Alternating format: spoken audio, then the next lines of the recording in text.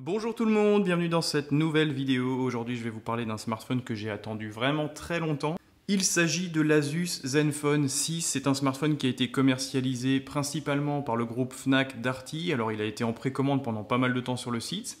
Une fois qu'il était en stock, je crois qu'il est resté en stock environ une petite semaine et il a disparu, il est passé directement en indisponible dans ce magasin. J'ai eu beaucoup de mal à comprendre un petit peu la démarche de partage et de commercialisation de ce produit. Je me suis rapproché de quelques collègues que je connais à la Fnac et apparemment ils n'auraient commandé que 1800 exemplaires pour la France. C'est pour ça que c'est vraiment un produit qui est super rare. J'ai vraiment eu beaucoup de mal à mettre la main dessus, à en recevoir un pour test. Du coup, je l'ai réceptionné, donc je vais vous faire une petite présentation, un déballage, on va voir ce qui accompagne le smartphone dans la boîte, on va ensuite parler de son design et bien sûr de ses caractéristiques techniques comme d'habitude, donc n'hésitez pas à me poser vos questions dans les commentaires. C'est parti pour le déballage du Asus Zenfone 6. Alors le coffret il est plutôt sympa, on a bien sûr un design qui rappelle l'aspect borderless de ce smartphone, le logo 6 avec le petit nom Zenfone sur l'avant de la boîte. Sur la tranche supérieure, petit rappel sur le côté flip caméra de ce smartphone que vous allez découvrir juste après qui est assez sympa. Et au dos, on a bien sûr quelques informations, bien sûr la taille de l'écran, 6,4 pouces, le fait que ce soit un smartphone dual SIM, quelques informations techniques, mais tout ça je vais y revenir lors de la vidéo. À l'ouverture de la boîte, on tombe sur un petit coffret en carton avec toujours ce petit rappel au côté flip caméra. Bien sûr, on retrouve une épingle afin d'extraire le tiroir dans lequel on peut mettre deux cartes nano SIM plus une carte micro SD, donc ça c'est vraiment intéressant. En plus des 128 Go d'espace disponible, vous pouvez encore rajouter une carte micro SD pour étendre le stockage. Ça se fait de plus en plus rare et c'est vraiment intéressant.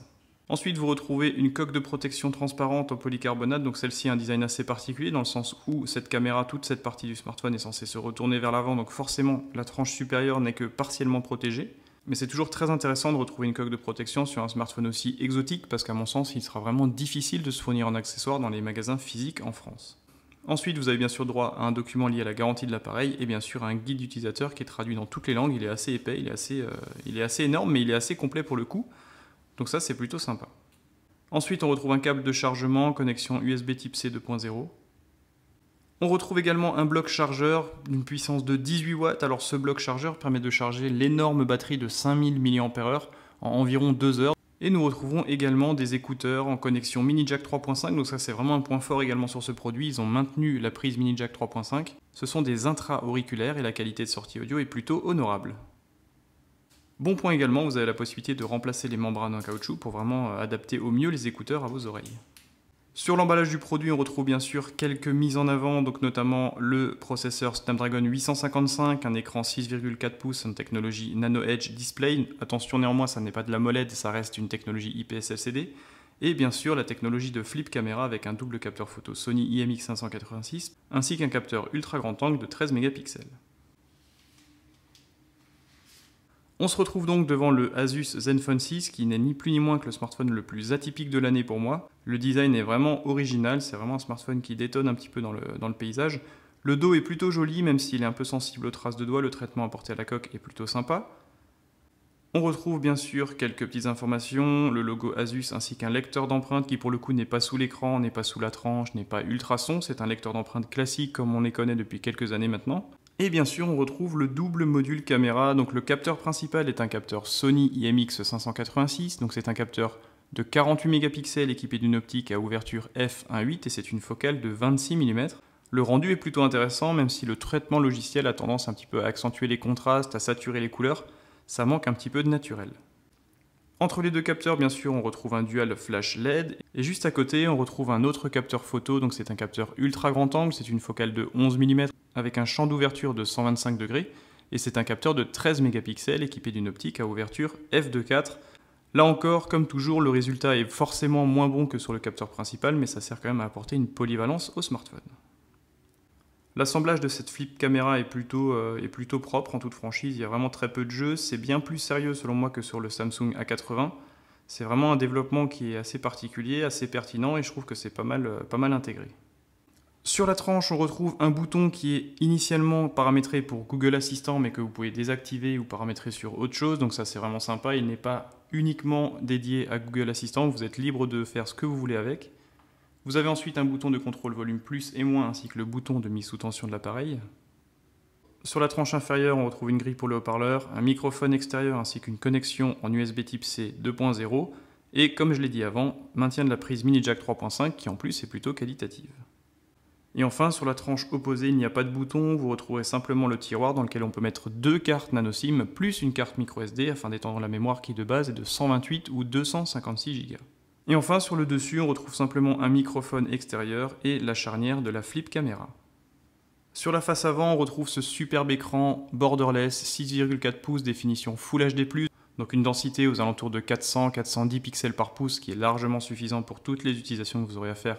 C'est une technologie IPS LCD Nano Edge, donc un taux d'occupation aux alentours de 86-87%. Attention néanmoins, petit bémol, ça manque un petit peu de contraste, la luminosité maximale n'est pas non plus extraordinaire, mais l'affichage général est plutôt bon malgré tout.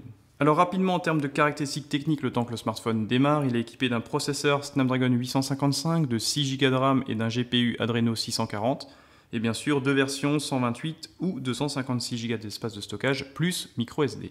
Voici l'écran allumé, donc les bordures sont plutôt fines, on voit quand même que le menton est relativement proéminent, donc ça reste un smartphone qui est malgré tout plutôt massif, il fait aux alentours de 160 mm de haut, 190 grammes, donc c'est un produit quand même qui est plutôt massif. Néanmoins, le travail apporté à la coque arrière, l'effet de biseautage sur les côtés, en font que l'ergonomie est plutôt bonne malgré tout. L'écran IPS LCD technologie Nano Edge est plutôt intéressant. Attention, comme je l'ai dit avant, ça manque un petit peu de piquant, un petit peu de luminosité. Les couleurs sont assez bien gérées malgré tout, mais ça manque sévèrement de contraste. On s'en rend compte notamment quand on regarde des vidéos sur YouTube où les bordures sont assez grisâtres. Ça choque. Moi qui utilise actuellement un smartphone équipé d'un écran AMOLED, c'est vrai que ça m'a choqué à la première utilisation. Après, venant d'un écran IPS LCD, à mon avis, ça n'est pas rédhibitoire du tout. Et voici donc le fonctionnement de la flip caméra, un petit bouton simplement pour retourner l'ensemble de l'appareil photo à l'arrière. Donc vous avez le double capteur, que ce soit le grand angle ou le capteur principal de 48 mégapixels disponible pour faire des selfies. Donc en termes de qualité, c'est vraiment excellent. Le bokeh, le portrait, la gestion de l'effet portrait est vraiment excellente également. Donc c'est vraiment un produit qui, pour les fans de selfie, est absolument parfait. Le retournement de la caméra et du module est plutôt rapide, en toute franchise ça fonctionne très bien. C'est un bruit qui est beaucoup plus qualitatif que ce que j'ai pu voir sur les produits Samsung, notamment le A80. C'est vraiment rapide, ça se met bien en place. Une mise à jour a permis de corriger un petit peu les lenteurs ou les ratés qu'il y avait, notamment quand le capteur devait se rentrer, il avait tendance un petit peu à s'arrêter avant en fait, d'arriver dans son logement. Aujourd'hui, tout fonctionne à merveille, ça marche plutôt bien, c'est vraiment un produit intéressant et ça semble être abouti et relativement fiable. Point intéressant en plus sur cet appareil photo, vous avez la possibilité de gérer l'orientation finalement en restant appuyé dessus. Voilà. On peut clairement en fait gérer le positionnement si vous voulez prendre une photo par exemple du plafond en étant en bas ou je ne sais pas. Vous avez vraiment la possibilité de créer quelque chose avec ce capteur. Ils sont vraiment arrivés au bout. Ils ont vraiment développé leur idée au maximum et vous avez la possibilité, la liberté de la paramétrer comme vous le souhaitez. Je trouve ça vraiment intéressant. Autre point également très intéressant, ce capteur photo, ce module photo a la possibilité de faire du face tracking en fait, comme un petit peu sur les produits DJI, etc. Vous avez vraiment la possibilité de suivre un visage en fait en faisant un film en paysage. Tout le module va pouvoir suivre la personne en s'orientant en fonction de sa position dans l'espace. Et ça c'est vraiment intéressant, ça fait des vidéos qui sont assez intéressantes, même si bien sûr il y a quand même un petit retard, une petite latence. En termes d'autonomie, ce smartphone est simplement le meilleur smartphone produit depuis au moins 2 ans. Il est équipé d'une énorme batterie de 5000 mAh, vous avez quasiment 3 jours et demi d'autonomie en utilisation. Moi le mien je m'en suis servi pendant 2 jours et demi facilement en faisant YouTube, montage vidéo, etc. Ça fonctionne vraiment super bien, c'est vraiment super autonome. Le chargeur fourni dans la boîte de 18 watts permet de charger cette batterie de 0 à 100% en 2 heures, ce qui est plutôt acceptable. Donc si vous cherchez un smartphone endurant, le Zenfone 6 est clairement fait pour vous. Il dépasse de loin tous les concurrents.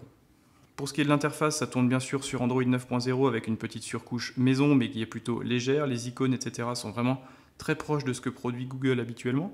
En termes de connectivité, là encore c'est plutôt bon. Il est équipé bien sûr d'un module NFC, Dual SIM, port micro SD, module Bluetooth en 5.0, donc là c'est vraiment également encore intéressant. Attention néanmoins, 2 points particuliers sur ce produit, pas de certification d'étanchéité IP68 ou IP67, et il n'est pas compatible avec la charge sans fil.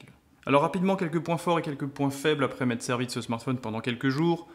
3 points forts particulièrement, donc déjà ce sera la finition, l'assemblage en toute franchise, c'est vraiment excellent. Pourtant le module photo à intégrer doit être vraiment complexe, et franchement ça fonctionne super bien. Les finitions sont vraiment très propres, c'est vraiment un smartphone qui fait très haut de gamme. Le bruit en plus du déploiement de la caméra est vraiment sérieux, ça fait vraiment un produit qui est abouti, qui a été travaillé et qui n'a pas été mis sur le marché à la va-vite. Donc la finition et le développement général du smartphone, en plus des matériaux utilisés, sont vraiment très bons. C'est vraiment un smartphone qui dégage une très bonne image de qualité. Deuxième gros point fort et sûrement le plus gros point fort de ce produit, c'est son autonomie. Je l'ai dit, 2 jours et demi, 3 jours sans problème avec une charge. 5000 mAh sur un smartphone aussi fin, c'est assez impressionnant. C'est vraiment un smartphone qui a une endurance de dingue. Et enfin, troisième point fort, ce sera bien sûr son module photo qui, en plus d'être bien intégré, est plutôt pertinent. Le capteur Sony IMX586 produit des images vraiment très propres. Petit bémol par contre par rapport au traitement de l'image, il est un petit peu trop agressif, il a tendance à accentuer un petit peu trop les contrastes, à avoir une colorimétrie un petit peu exagérée, mais ça reste quand même acceptable et ça peut être bien sûr rattrapé en post-traitement sans problème. Dans les points négatifs, ce sera déjà l'écran. Alors celui-ci est plutôt bon, comme je l'ai dit, c'est un très bon écran IPS LCD Nano Edge. Il manque cependant un petit peu de luminosité et il manque surtout cruellement de contraste. Alors certaines presses qui l'ont essayé ont dit que c'était un manque de contraste évident aux alentours de 1000 pour 1. D'autres presses l'ont testé et l'ont mesuré à 1400 pour 1. Pour mon ressenti personnel, sans me servir d'une sonde, je trouve que ça manque un petit peu de profondeur dans les noirs. Deuxième point un petit peu à revoir, ce sera le traitement photo, ça je vous en ai parlé, donc c'est des photos qui sont propres, exploitables, mais ça manque un petit peu de naturel. Et enfin, troisième point un petit peu bloquant sur ce produit, la gestion de la reconnaissance faciale qui est un petit peu lente. Liée au déploiement de cette caméra, il faut compter quand même 1,5 seconde à 2 secondes pour déverrouiller son smartphone, donc je vous conseille de passer par le lecteur d'empreintes au dos. Voilà, je vous remercie d'avoir suivi cette petite vidéo assez rapide. Comme je l'ai dit, j'ai eu vraiment beaucoup de mal à me fournir en Asus Zenfone 6 pour vous le présenter. Cependant, je tenais vraiment à vous le montrer parce qu'il mérite vraiment de passer sur ma chaîne. C'est vraiment un produit un petit peu atypique qui sort des sentiers battus et qui en plus est super bien abouti. Donc ce smartphone fait clairement tout très bien. Si vous cherchez un produit un petit peu atypique et original, je vous conseille clairement ce Zenfone 6. Merci d'avoir suivi cette vidéo. N'hésitez pas à vous abonner à ma chaîne YouTube, à mon compte Instagram et à mon compte Twitter. Et on se retrouve bien sûr prochainement pour d'autres tests. Je vais vous faire un petit feedback sur l'utilisation du OnePlus 7 Pro, du OnePlus 7. Il y aura d'autres smartphones qui vont arriver, notamment le Honor 20 Pro et d'autres produits high-tech. À très bientôt.